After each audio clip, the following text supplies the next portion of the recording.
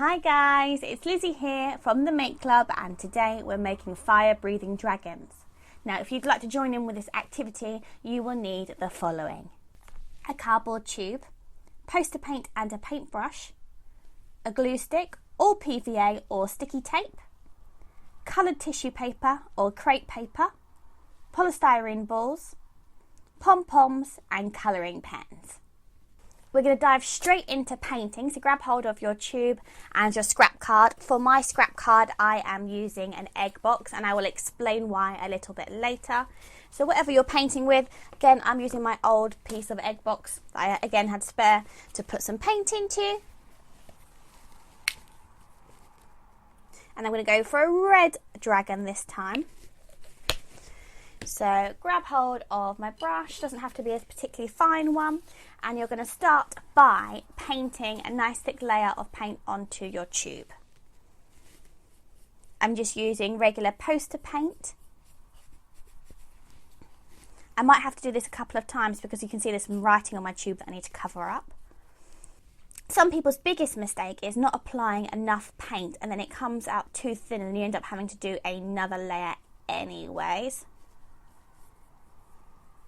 So that's my tube done, and then I'm just going to paint a little bit of red onto my scrap card.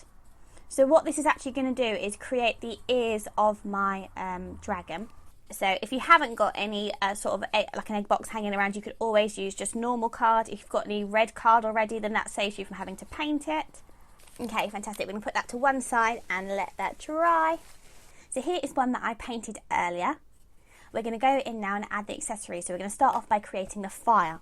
So grabbing hold of your crepe paper or your tissue paper, I have just shredded mine into little sections, different lengths, different colours to create that fire sort of texture. So I'm going to use sticky tape to stick mine into the snout of my dragon. But you could use PVA glue or a glue stick, just depends on the time that you have. So I'm grabbing hold of my sticky tape. I'm going to do a few sections at a time, if I can find the end of it. Okay, and then I'm going to take hold of my strips and just stick it across the top of the sticky tape in sort of different colours in a pattern, just like that. Can you see? And then that's going to go into the snout of my dinosaur. Into the snout of my dragon. I don't know why I'm thinking of dinosaurs.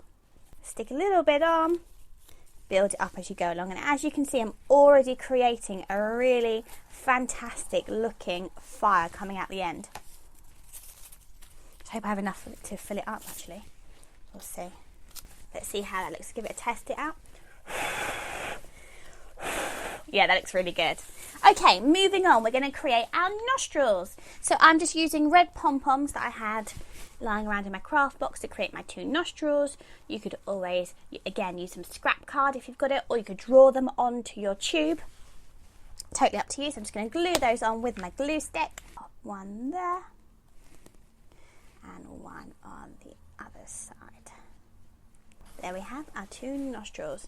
Now I would suggest that the best glue to use is PVA because it will keep it nice and solid, but for time and videoing I'm using glue stick for today. Right, so then we need to add on our eyeballs, which I'm using a polystyrene balls because that's what I have hanging around.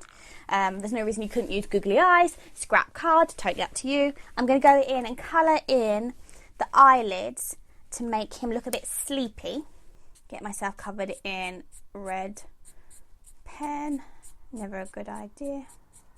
Something I learned in face painting is that often face painters will use their little finger as an anchor. So if you're finding it hard to paint, to colour on something close up, you can always put your finger on there to hold it in place. And then I'm just going to go in with a black felt tip and create the pupil. So I'm going to stick those onto the top using my glue stick again. This might be quite tricky to hold it stationary, so you might be better off using PVA. Let's see what happens. Stick for me, yay!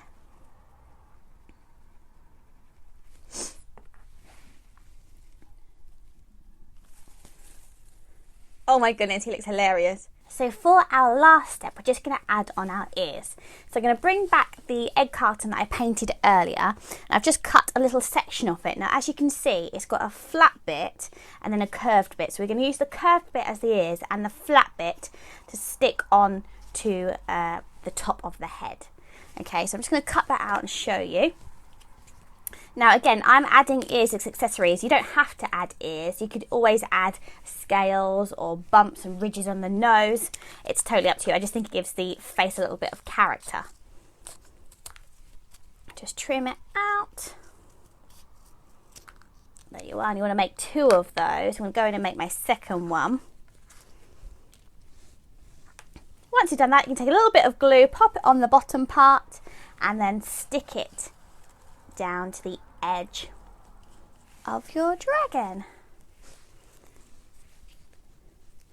There we are, 2 in. And that is my completed fire-breathing dragon.